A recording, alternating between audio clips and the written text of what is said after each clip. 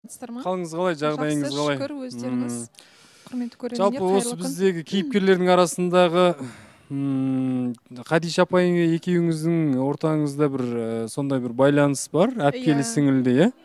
Бір-бірлеріңіз жандарыңыз жақсы түсінесіздер, жақсы сырласасыздар. Енді біз жерлеспіз оның үстіне. Енді жерлесте бөлінбей қойыңыздар енді. Енді сонау Семейден келіп отырған Айнұр ханымға айтарыңыз. Мен өте риза болып отырмын.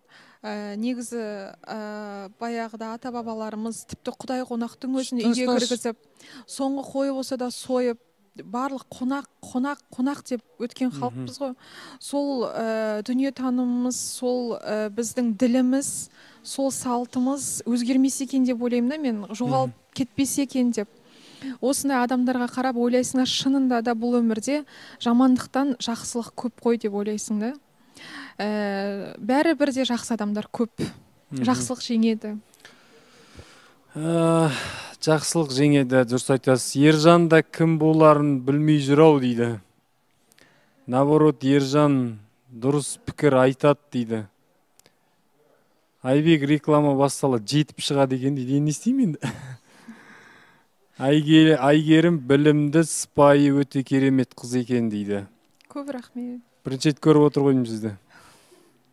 Айбек ашылып кетсің ғой бүгін дейді. Шашылып жүрмін ғой менің. Қасиетті жұма қабыл болсын. Тілеген тілектеріңіз тез арада жүзеге асып, күндердің сұлтанда берекелеріңіз еселене берсін. Айгерім күлген жаман екен дейді. Сізге айтып жатыр ма? Неге? Күлген барлық. Айгерім, сенің өмірің ұзақ болсын. Айгерім. Аумин. Рахмет. Сіздерге де бар жақсылық тілеймін.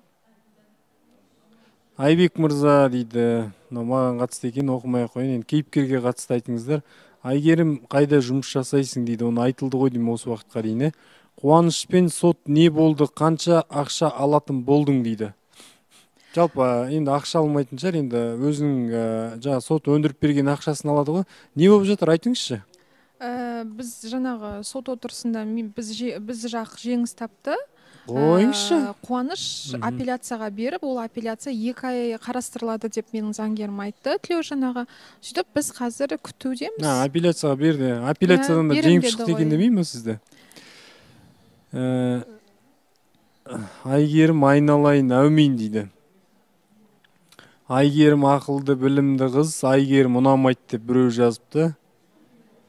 Айгерім Ақтөбеден сәлем дейді. Ой, рахмет. Айгерім өте жақсы, парасатты кейіпкер, ылғи да айтамын, неге жаман пікір жазасыңдар дейді. Көп рахмет. Айгерім қысқа киім кимеші дейді.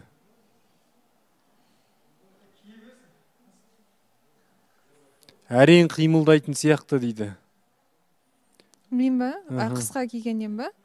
Жоқ, мен бір жақсы жұмысымның бір жақсы жері, мен жоғарғы оқу орнында оқытушымын. Ол жерде сен киген киіміңе, түр әлпетіңе қарамайды, ол жерде сенің біліктілігіңе қарайды.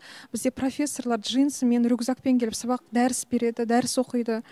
Мен сондай жерде жұмыс істегеніме қуанамын, және де мен бұл студияға оқытушы болып, немесе дәріс оқуға келмейтіндіктен, мен кәдімгі қала тұрғыны сияқты кез келген киімді киіп келем осы студияға, тек жаңағы спорт үлгіде емес, өйткені бізге болмайды эфирға спорт үлгіде киім киюге.